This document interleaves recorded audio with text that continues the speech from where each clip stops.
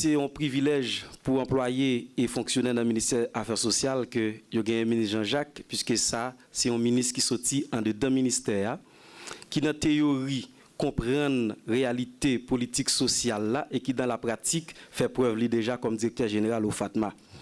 Nous avons souhaité le bienvenu, nous pas trop longue. Nous avons pensé spécial pour le ministre Josepha, qui c'est ministre sortante là, qui pas là jeudi pour une raison humanitaire, il n'est pas qu'à présent, mais qui voulait me transmettre by tout employé un petit mot de revoir parce qu'il n'a pas de temps faire ça personnellement avec eux. Une fois encore, moi nous applaudis présence ministre Jean-Jacques parmi nous.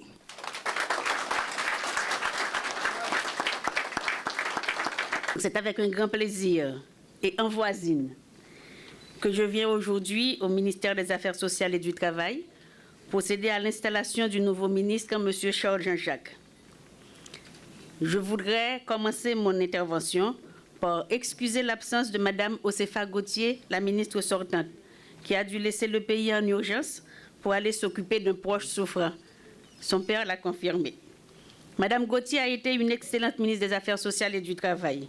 Et je veux saluer ici son travail, son abnégation et sa détermination à mener à bien sa mission et contribuer ainsi à l'amélioration des conditions sociales de nos concitoyens. Je ne doute pas qu'elle sera appelée très prochainement à de nouvelles et hautes fonctions où elle saura déployer une nouvelle fois tous ses talents. Mais c'est avec un plaisir tout aussi égal que je voudrais saluer l'arrivée et l'installation de M. Charles Jean-Jacques comme ministre des Affaires sociales et du Travail. Je suis effectivement certaine que M. Jean-Jacques saura briller dans ses nouvelles fonctions comme il a su le faire récemment à la tête de l'Office des accidents du travail, maladie et maternité au FATMA, qu'il a dirigé durant 2 ans et qu'il a su moderniser, déployant un réseau de médecins sur l'ensemble du territoire national. Il a su aussi doter l'institution de capacités accrues d'accueil des maladies et des accidentés, avec notamment l'inauguration du centre d'urgence traumatologique au Cap-Haïtien en septembre 2011, alors que notre centre est également prévu au CAI.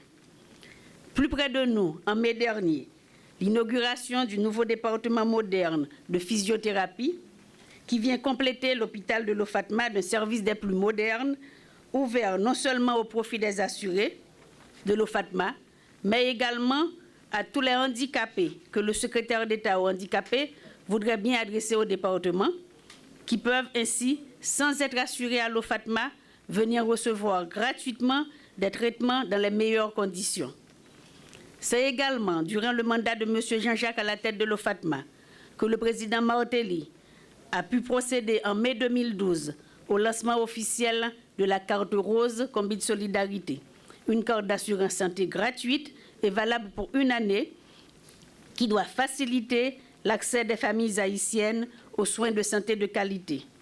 Une expérimentation est en cours au profit de 400 travailleurs de l'aéroport et du secteur informel, comme de leurs familles, couvrant ainsi plus de 2000 personnes pour en tester l'application et évaluer les coûts avant de pouvoir l'élargir à l'ensemble des travailleurs et travailleuses.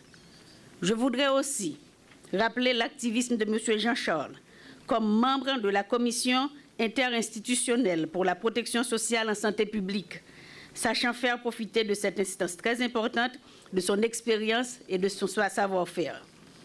C'est pour vous dire que j'ai l'absolue certitude que M. Charles Jean-Jacques a le profil parfait pour occuper cette haute fonction de ministre des Affaires sociales et du Travail, dans laquelle il saura tous nous faire profiter de son professionnalisme, de son dynamisme sur des sujets, sur des chantiers ô combien exigeants et prioritaires, comme celui notamment de la protection sociale. Je comprends l'appel du président de la République et du Premier ministre, qui m'invite à l'action dans un secteur dont l'importance stratégique n'est plus à démontrer.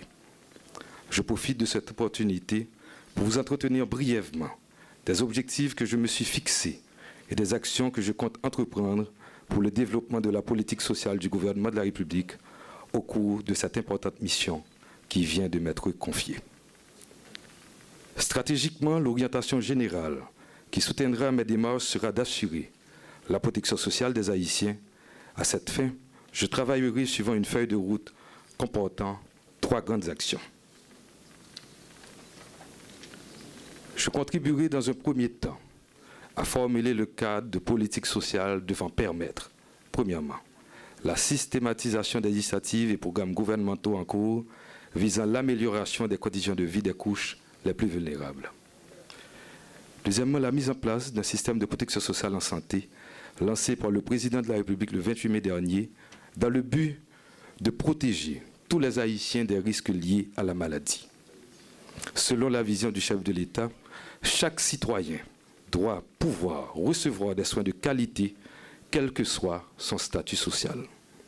À cet effet, le programme en cours d'expérimentation, la carte rose Combit Solidarité, touchera le département du Nord-Est à partir du 2e semestre de cette année et s'étendra à l'ensemble du territoire à l'horizon 2017.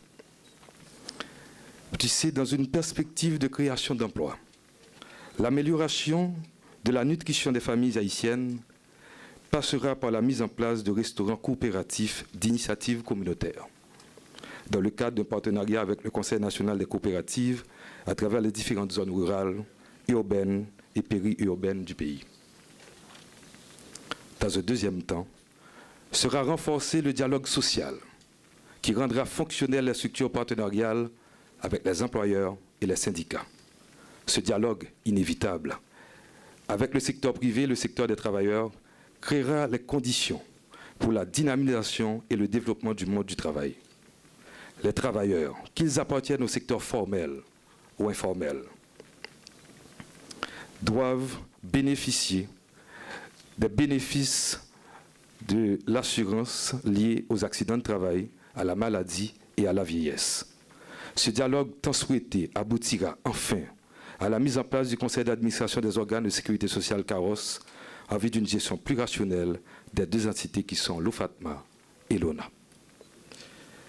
Enfin, dans un troisième temps, sera renforcé et modernisé le cadre juridique et institutionnel du MAST, au fin de permettre à l'État d'avoir les capacités de faire face aux défis et enjeux en matière de protection sociale de la population à l'aube du XXIe siècle.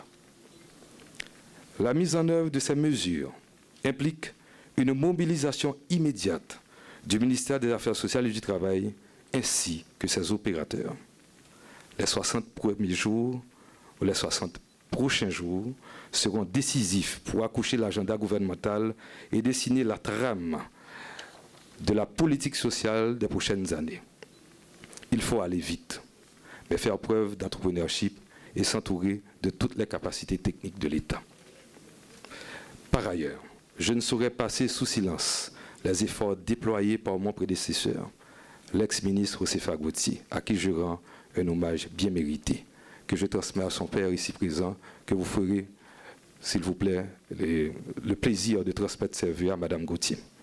Il m'est aussi opportun d'exprimer mes profonds sentiments aux organisations internationales qui ont toujours soutenu les entreprises du ministère.